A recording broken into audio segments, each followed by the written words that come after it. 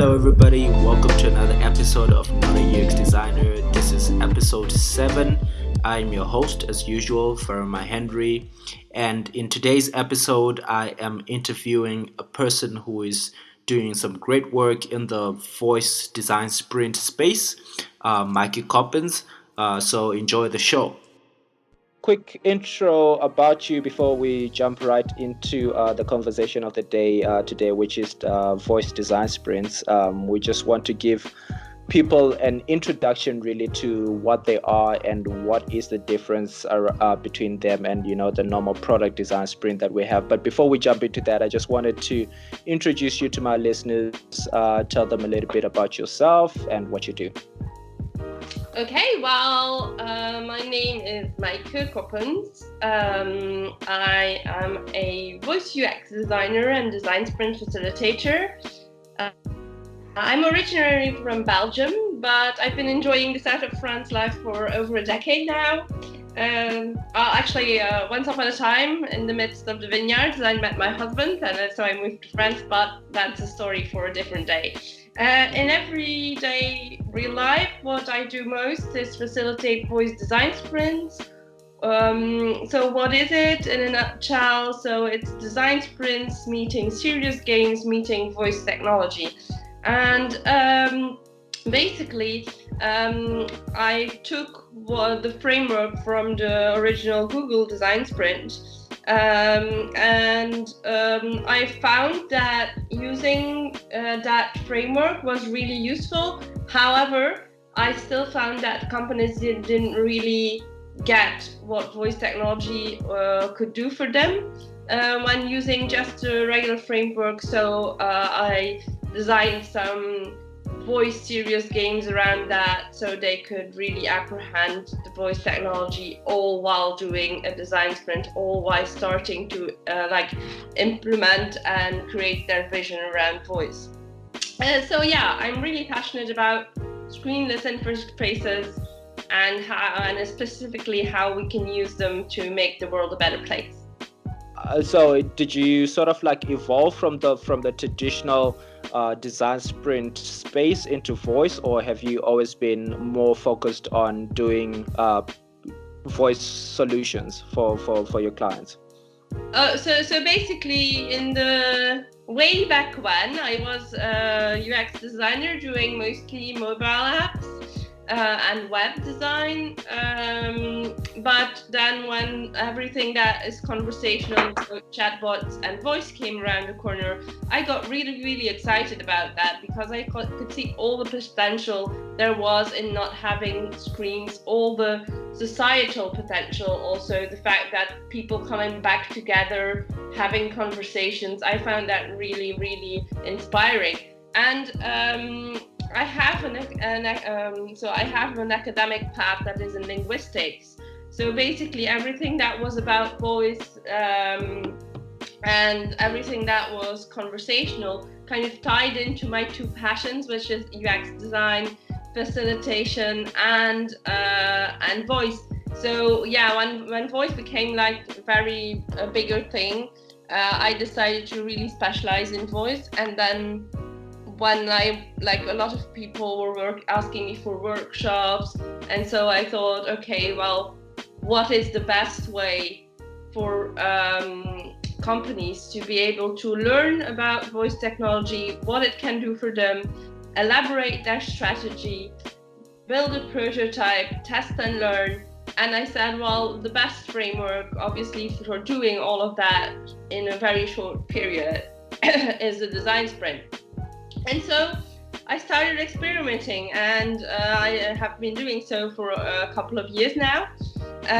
And so little by little, I added these serious games to make up for the framework that I'm using constantly now, which has a lot of more interactive sessions in it than really writing things up, because voice is about having conversations. So there is no better way to actually know what it will sound like than actually role-playing it. So role play and serious games have a very big, play a big role in the way I do voice design sprints. So let's jump into the main part, because the most of the people that listen to this podcast, or the people that follow me on any platform, really probably know what design sprints are, and they know how that world works.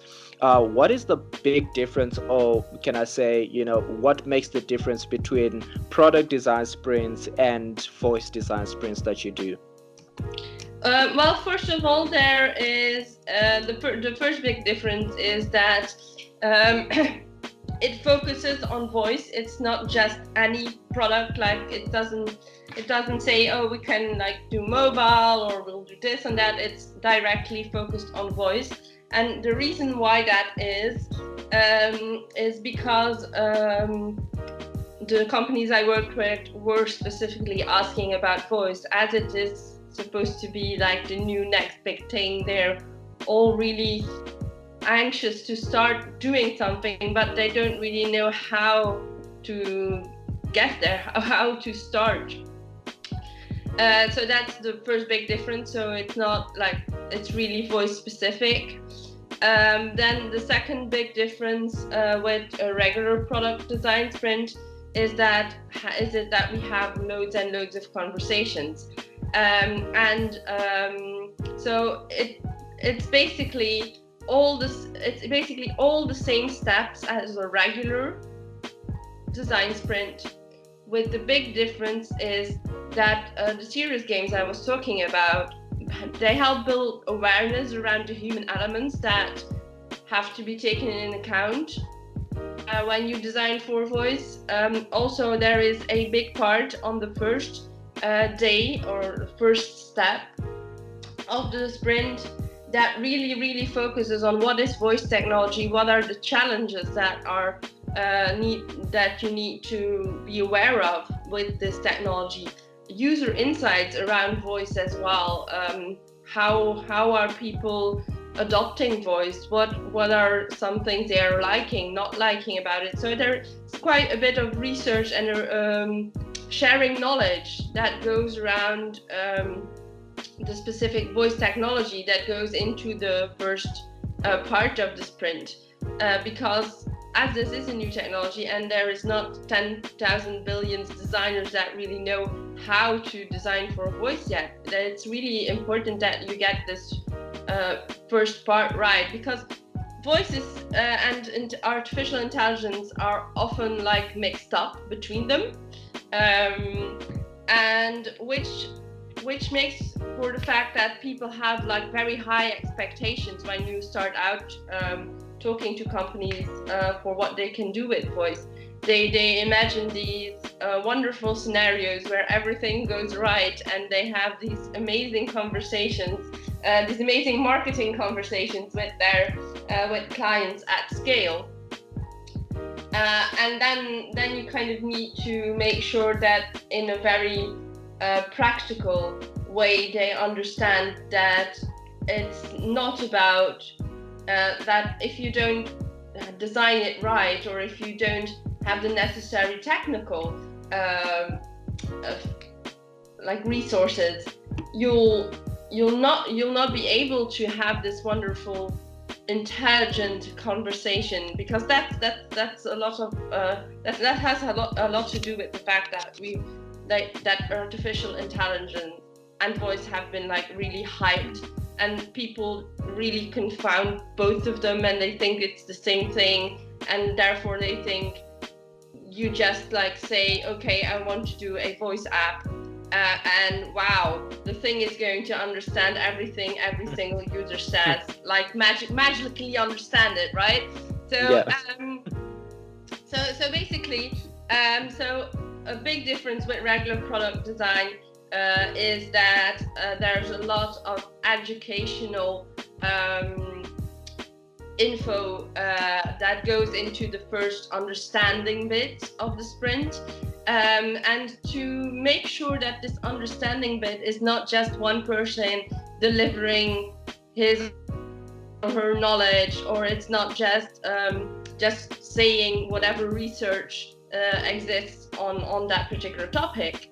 That's why the serious games. Like one serious game I've designed, which I'm really like, it's always a big success, and I use it as an icebreaker as well, which I then build upon. Is called speed dating, and actually it's like speed dating. So participants get to know each other or get to talk about their weekends, but with one difficulty: they have a card, and on this card they have a constraint. So one constraint could be, for example, say nothing, which is the most horrible card, which is in the in the pack. Yeah, I can imagine.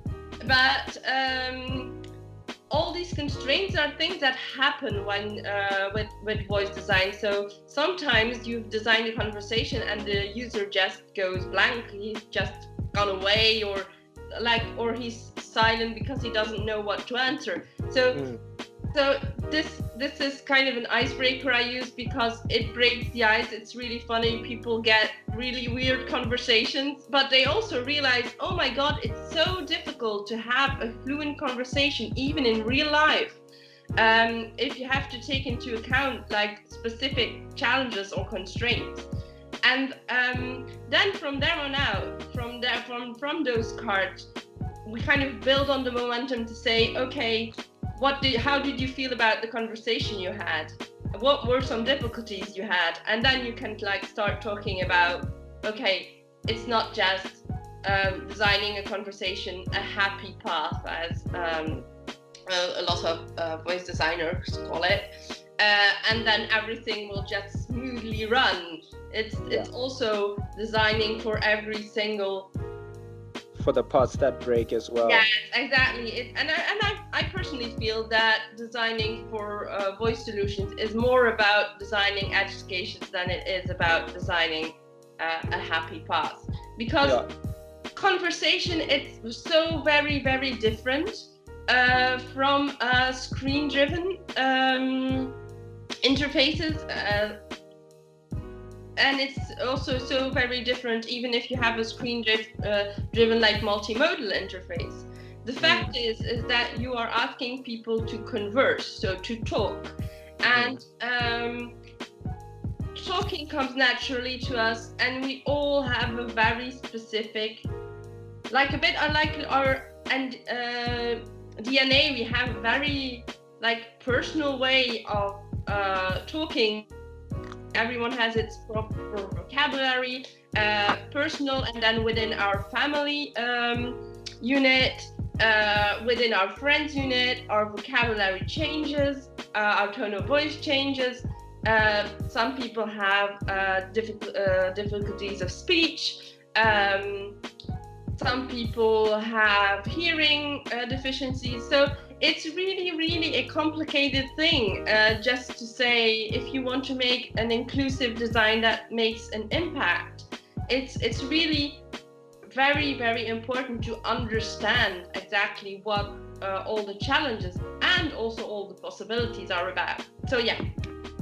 So I would say I would heavily emphasize the fact that the understanding step, so the first day of the design sprint, is quite different than a regular product design sprint. Okay. Then in the second bit, so which is more about the defining, it's about the same thing in the sense that you also start making the decisions. The team is normally aligned after the day one, but one difference here is that we take an interest in tone of voice. So whereas with the regular design sprint, in day 2 you just like define what the interactions would be about, what the product is about, what the use cases we will address, what will be the user journey. Whereas with a voice design sprint, you have to also think about, okay, what is the personality going to be of this system the user is going to interact with? Does it even have a personality? Okay, that's what you meant by tone of voice. Well, there's personality and there's tone of voice. Okay. Personality is everything that has to do with character, right? Okay. Whereas tone of voice is more in line with the content. So it's I would say personality is who says it, and tone of voice is how does he, she, it say it. Makes sense. So yeah, some questions that are addressed in the second part is exactly that. How are we going to express ourselves? What will we say and how? What about like small talk and how, like if users start bad mouthing, for example, the system, how are we going to react? And are we going to make it formal, informal? And so these are things that people, like businesses, are very wary of, because it's going to impact their brand and their brand image in a very concrete way, because everything that is voice related, everything that is conversation related has an emotional impact on users that is profound, because when you start talking, when it's very, very human to converse, actually, and so it leaves a big emotional impact when you're interacting. Emotional reactions are quite vivid to certain things, and then obviously, so what we do is we have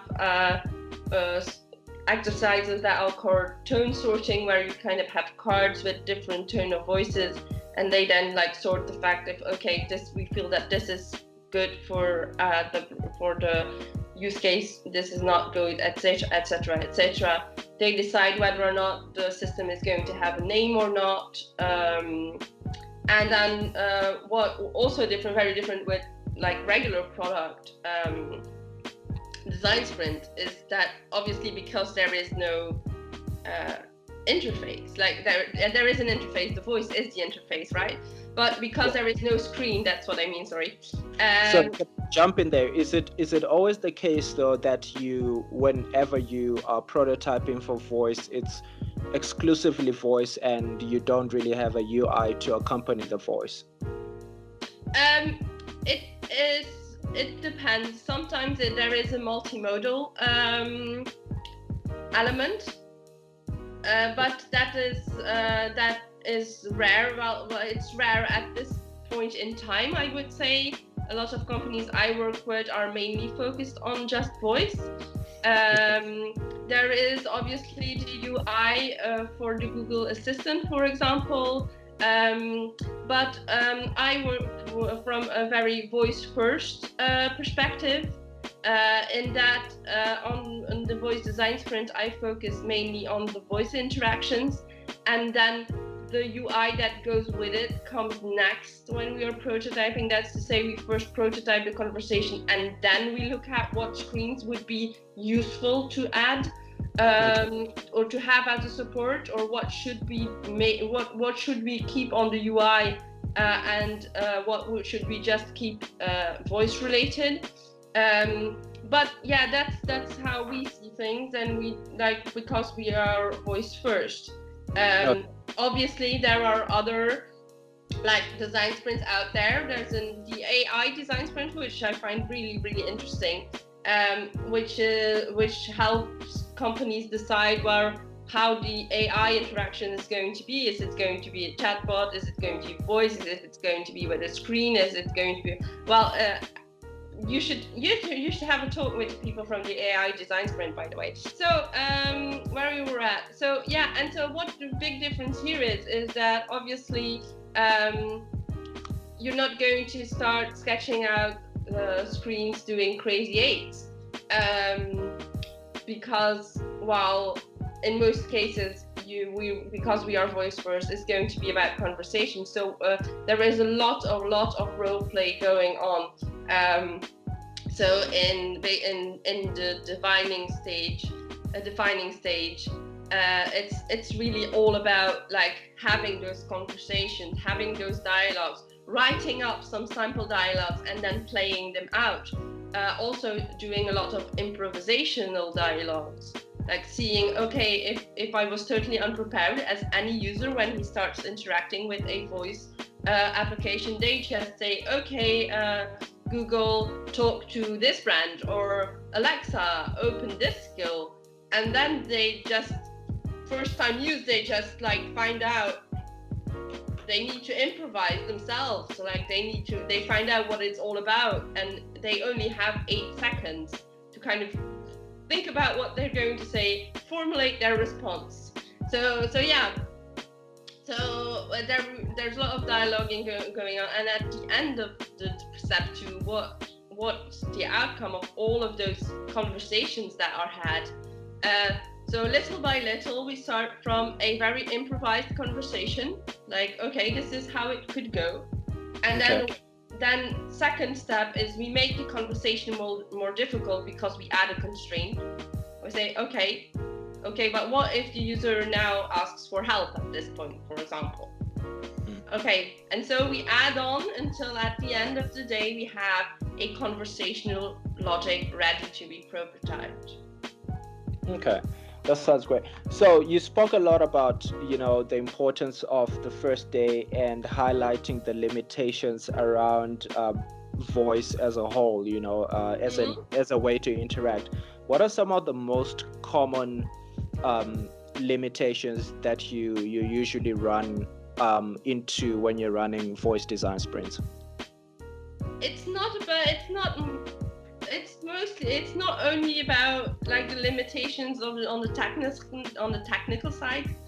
It's mainly related to people's expectations and understanding of things like mental charge, for example, on things. And like 2 things that I always run into is the fact that a lot of teams out there, they think, okay, we have all this content because we've been doing web, app, whatever since forever. We have this amazing database, so let's just plug APIs and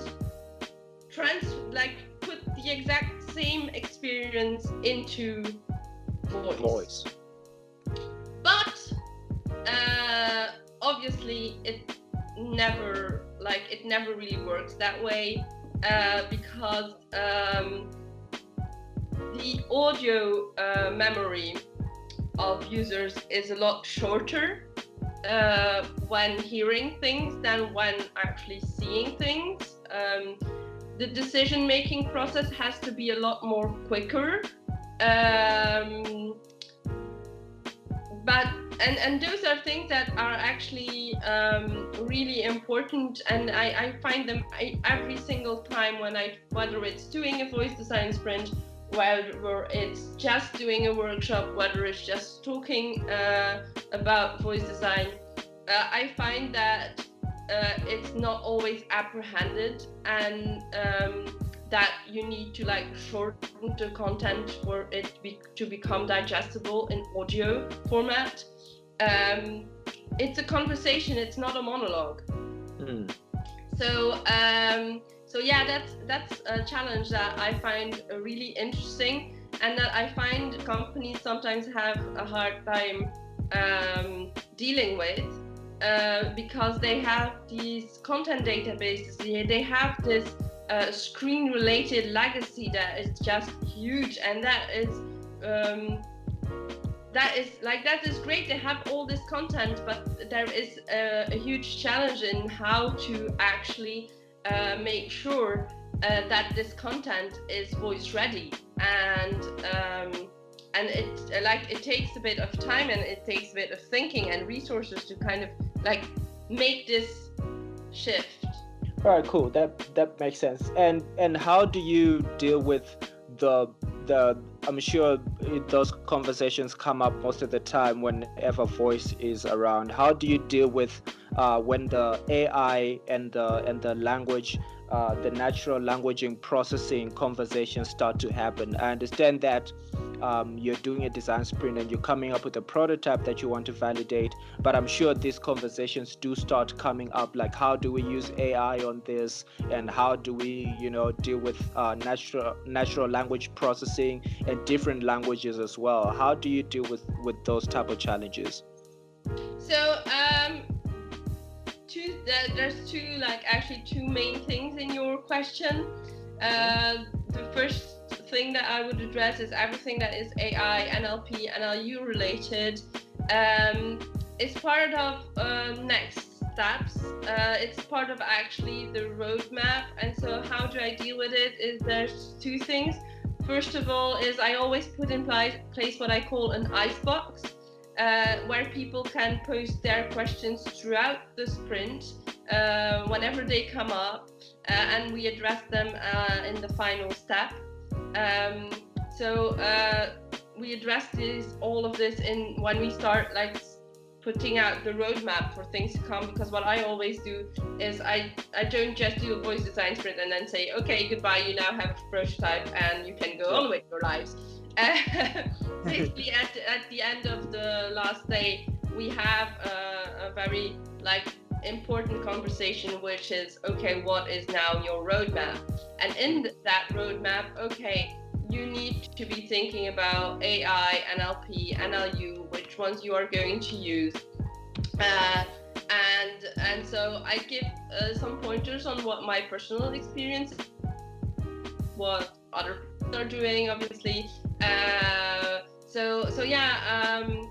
I also have, and that's the second part, I always make sure, and because I find it very, very important for voice design sprints, I always make sure that they have, when we make the design sprint team happen, I always make sure that there is a developer or a computer science engineer with us on the team.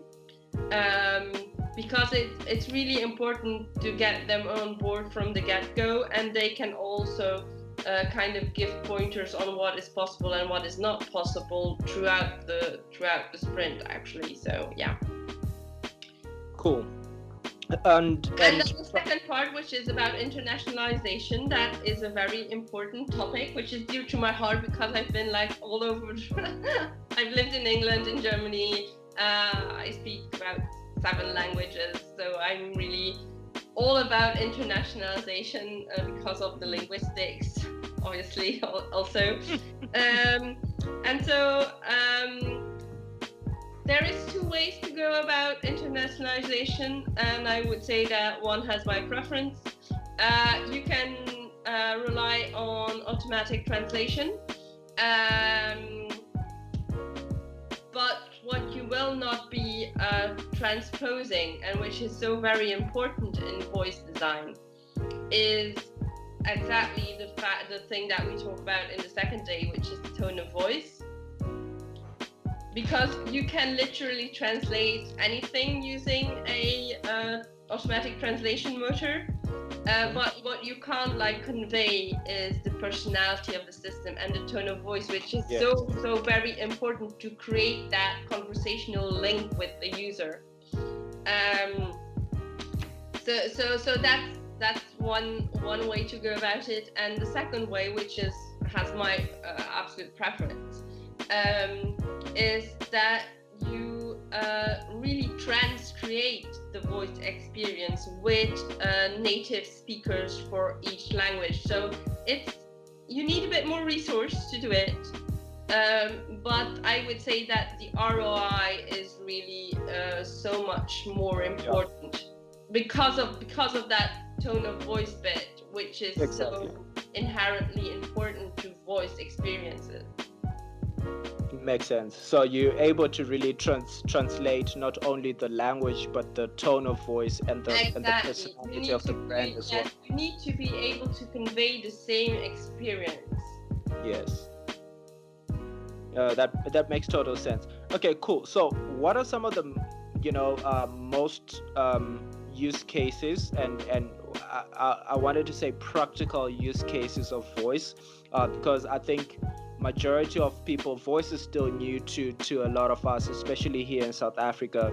And when we think about it, we're really looking at, a voice assistant, setting up time and doing sort of like those basic tasks. What are some of the most practical use cases you've found where voice works and actually is out of the ordinary of just creating tasks with our voice assistants? I think it's really important to be super honest about where voice stands today.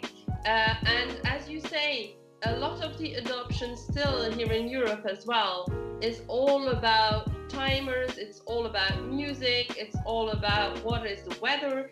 And I think the power of voice is exactly that. The power of voice is exactly simple use cases, straight to the point, on the go information bits, micro bits of information actually, because there is still some awkwardness, some perceived awkwardness when people talk to their phones on the go, or when they're talking to a smart speaker, for example. So I think users still need to get comfortable with the fact of having a longer conversation. We like, as today, we are very comfortable sitting hours and hours in front of our smartphone and scrolling through our social media feed. However, talking to a system for hours on end is still a bit perceived differently. And I think it's also related to historically people that talk to themselves were considered crazy. So perhaps that's kind of where the awkwardness comes from historically. But anyway, so I think a lot of people out there are still figuring out what the right use case would be. I find that successful use cases that I've seen go straight to the point, ask very little mental effort on the users. So just asking for directions while giving very few information about where you are. It's one of the use cases that work really well. Games work really well as well. And I think that where everything that's a bit gamified is actually a good idea, because voice is all about having conversations and bringing people back together, and games really have this thing to kind of bring people back together. Doing multiplayer things around voice is really, really interesting. Anything that helps the user do something that he isn't in a very rapid manner, that he isn't able to do with regular interfaces today as rapidly, because this kind of comes back to transposing your current mobile app or your current web experience into a voice experience.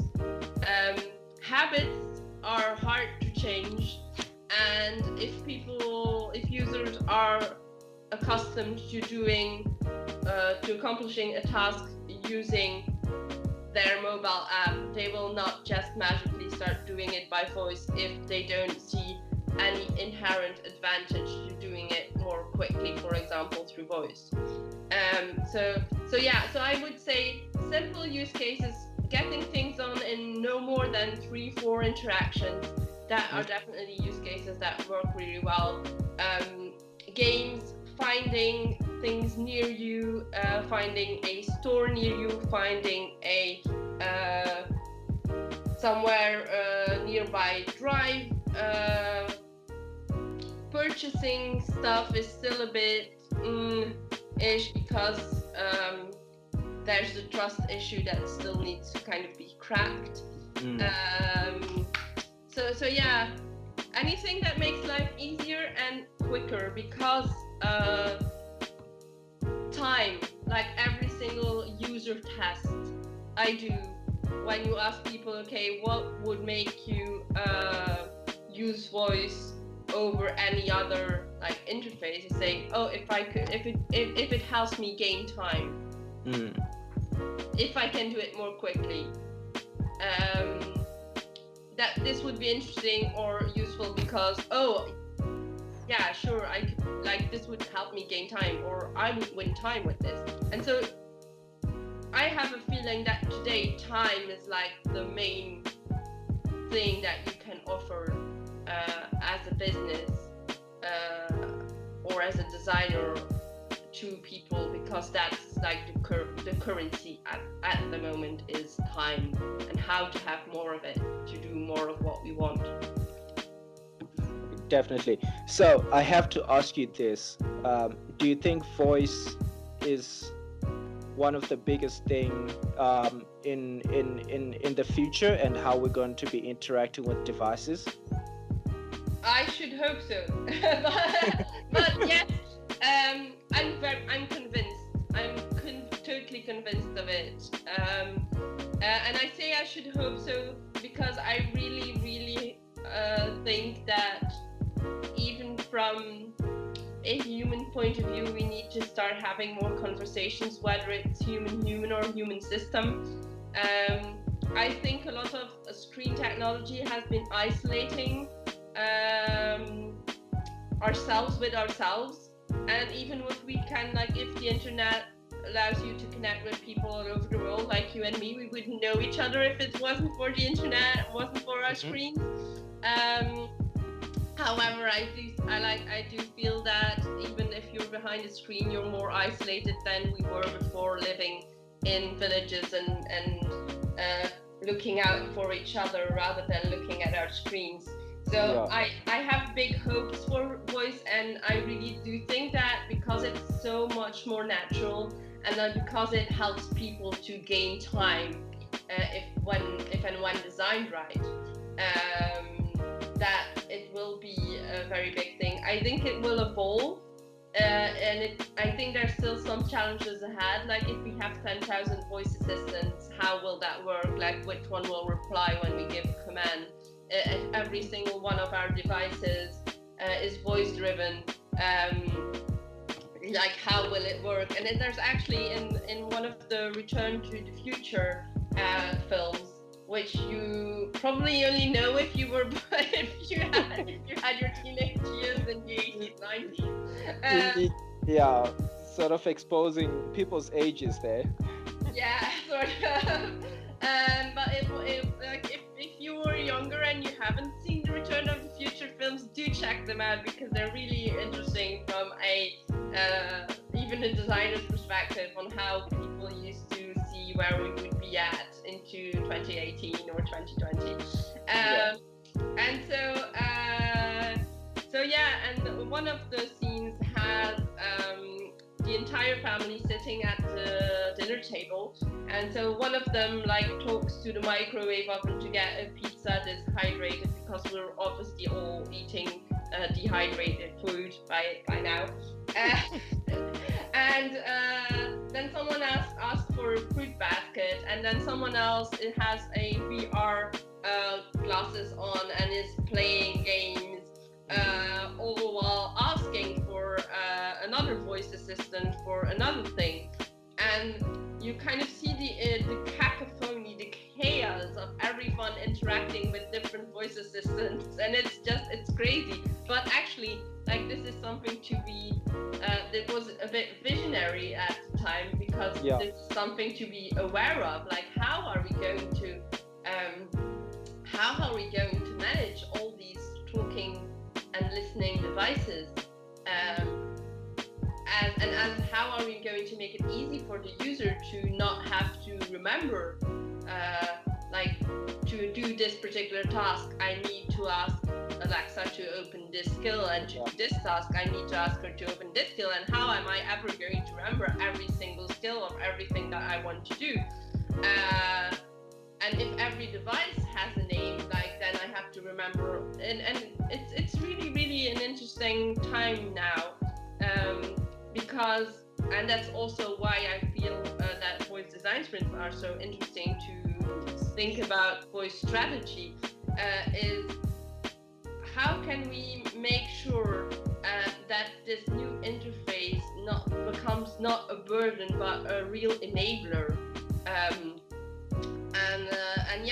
So I think my main challenges in life is how might we use voice technology to enable people to live more efficient and better lives. That sounds awesome. Maaike, I don't want to take more of your time, and also just being cautious of how long this podcast is going to be. Where do people find you online? Okay, so I'll be providing you with links so that you can put them like in the podcast description. But basically, you can mainly find me on LinkedIn, is where I am like most proficient with everything that is content. I'd be happy to connect with anyone that wants to learn about voice design sprints. I really love sharing about what I do. And you can also find me on the interwebs at www.m like Maaike creations.io. But yeah, and on Twitter as well. All right, cool. I will definitely put the links in the description. And on Instagram as well. Oh my god, I'm everywhere. So annoying. Okay, thank you so much for listening to this week's episode. I really appreciate it. Please check out Maaike's website and where you can find her on social media. I've added the links in the description wherever you listen to your podcasts, wherever you're listening to this podcast. Please do join Design Sprint SA. It's a community that I'm trying to build within South Africa for people who are interested in design sprints and any other stuff that is product design related. Really, is not mainly about design sprints, but I would like to encourage the design sprint conversation more in these communities. So please do join Design Sprint SA on Facebook and LinkedIn. That's where I have the groups, but you can follow the hashtag Design Sprint SA on any social media that you are on. Really, when we're creating content, we usually use that hashtag just to keep everybody in the loop of what we're doing. And look out for my upcoming events on my speaking page on faremahenry.com. I'll be doing a couple of speaking engagements, so if you're in the Cape Town or Johannesburg area, I'll be happy to meet you in one of these speaking events. So yeah, see you there, and until next episode, cheers.